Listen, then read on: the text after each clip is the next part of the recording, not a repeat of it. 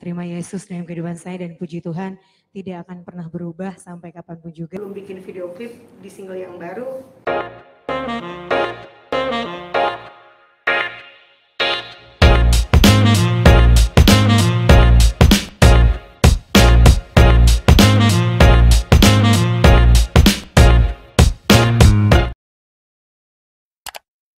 Shalom Bapak Ibu yang terkasih di dalam nama Tuhan Yesus Kristus, salam hikmat tetap jadi berkat. Bagaimana kabar kita sekalian? Saya berharap kabar kita dalam keadaan yang baik dan sehat. Teman-teman sekalian, kita akan membahas mengenai berita Nadia Idol yang katanya sudah menjadi mualaf kembali. Nah, saya mau disclaimer dulu bahwa tidak menjadi masalah bagi seseorang ketika dia berpindah agama atau sekarang merubah keyakinannya. Karena sesungguhnya itu diatur di dalam undang-undang kita. Setiap orang berhak menentukan dan memilih apa yang menjadi keyakinannya.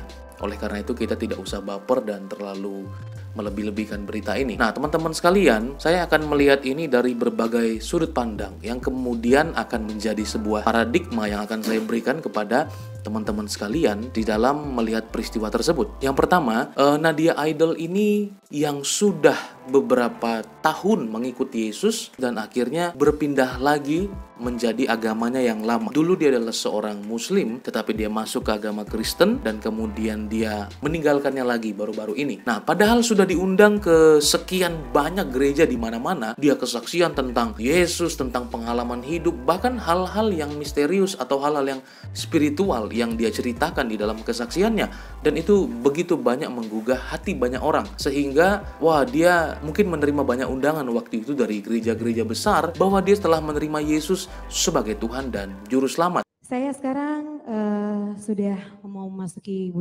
tahun kedua untuk bisa terima Yesus dalam kehidupan saya, dan puji Tuhan tidak akan pernah berubah sampai kapanpun juga. Dari segi waktu teman-teman, ada media yang mengatakan 13 tahun, tetapi ada media juga yang mengatakan 6 tahun. Tapi kita bisa melihat bahwa dia baru-baru menerima Yesus, sudah diundang kemana-mana, dan ada 13 tahun lamanya dia menjadi seorang Kristen. Nah, teman-teman sekalian, dari hal yang kita bisa lihat dari pernyataan Nadia Idol tentang mengapa dia memilih mualaf kembali atau mengapa dia memilih kembali untuk ke agamanya yang lama, paling tidak ada beberapa alasan yang dia sampaikan untuk dia sampaikan kepada publik tentang alasannya tersebut. Nah, yang pertama dia mengatakan kalau nanti mati, siapa yang akan mendoakan dan akan memakamkan dia sebagai seorang Kristen, di mana semua keluarga besarnya pada saat itu belum menerima bahwa dia sebagai seorang Kristen atau dengan berat hati menerima dia sebagai Kristen, dan kalau dia mati siapa yang akan menguburkan dia dan mendoakan dia. Itu yang pertama.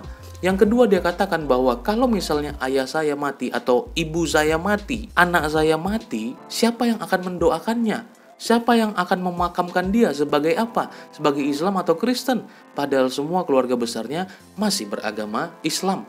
Inilah yang membuat dia kemudian berpikir dia harus kembali menjadi seorang mualaf dan dia kembali kepada agamanya yang lama. Hanya dua alasan ini.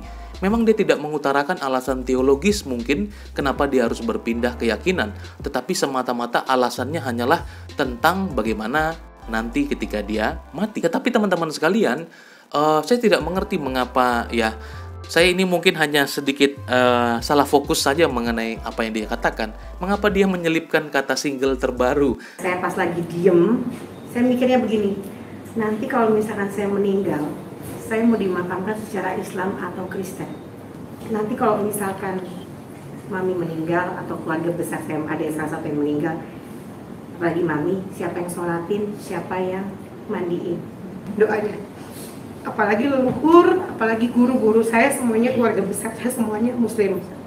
Dan kemarin itu pas pulang sebelum bikin video klip di single yang baru, mudah-mudahan bukan karena single terbaru, mudah-mudahan ya. Nah, tetapi teman-teman, ini koreksi saya bagi gereja bahwa ketika dia baru bertobat waktu itu, banyak sekali gereja-gereja mengundang dia bahkan untuk bersaksi bagaimana dia bertemu dengan Tuhan, cahayalah apa segala macam yang dia bicarakan seperti itu. Setelah dia menerima Yesus sebagai Tuhan dan Juru Selamat, dia bersaksi di mana-mana.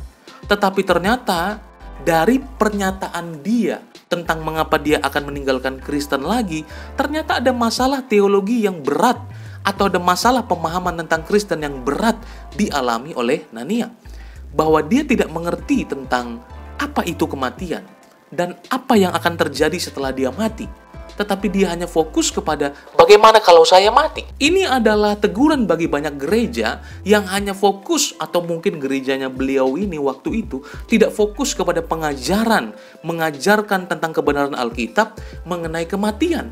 Hanya fokus mungkin mempersilahkan dia, memberikan ruang bagi gereja-gereja yang mau mengundang, dan dia diundang untuk bersaksi hal itu tanpa dia mengerti dan memahami apa yang sedang dia katakan. Dalam hal ini gerejanya dia saja mungkin tidak fokus kepada mendidik seorang Nania Idol untuk memahami tentang kebenaran firman Tuhan. Nah, oleh karena itu teman-teman sekalian, kalau orang-orang seperti ini memang diberi panggung, apalagi mungkin dikasih pelayanan, diberi tanggung jawab, kita ingat di dalam 1 Timotius 3 ayat yang 6, janganlah seorang yang baru bertobat agar ia jangan menjadi sombong dan kena hukum. Jadi ketika mungkin dia sudah menerima Yesus, diundang di mana-mana seperti itu, akhirnya mungkin ada rasa yang ya bagaimana, tapi ini hanya spekulasi saya saja. Hanya saja firman Tuhan sudah mengatakan itu. Oleh karena itu teman-teman sekalian, gereja-gereja ketika menerima orang yang sudah terima Yesus di dalam kehidupannya, maka kita harus siap untuk mendidik dan bertanggung jawab di dalam kehidupan seseorang itu agar mereka sungguh-sungguh bertumbuh di dalam iman pengenalan akan Kristus. Sebab di dalam Alkitab katakan ada dua dasar, yakni mendirikan rumah di atas pasir dan mendirikan rumah di atas batu. Kalau mendirikan rumah di atas pasir, akan ada hujan, badai, rumah itu pasti hanyut bersama juga dengan pasir tersebut. Tetapi kalau orang mendirikan rumah di atas batu, maka apapun yang terjadi, badai, topan, dan apapun itu, rumah itu akan tetap kokoh. Milikilah dasar yang kokoh. Saran saya kepada netizen Islam, mari terus kita support Nania supaya teman-teman yang Islam membina mereka, membina Nania dengan baik untuk menjadi seorang muslim yang baik. Karena bisa saja dia menjadi Buddha, Hindu, ya, hidup sebagaimana pengalaman yang dia miliki. Karena dia berpindah, teman-teman yang Islam tentu waktu itu kecewa. Tapi mereka kini mungkin juga, atau Nania kini punya potensi juga untuk menjadi Hindu, Buddha.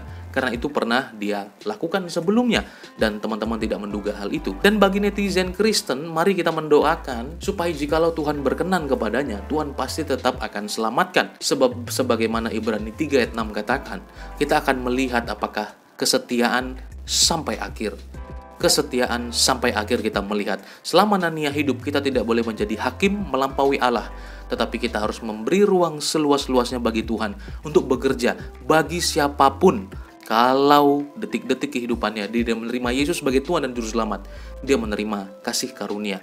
Tetapi firman Tuhan juga berkata, barang siapa menyangkal aku di depan manusia, aku akan juga menyangkal dia di depan Bapakku yang di sorga.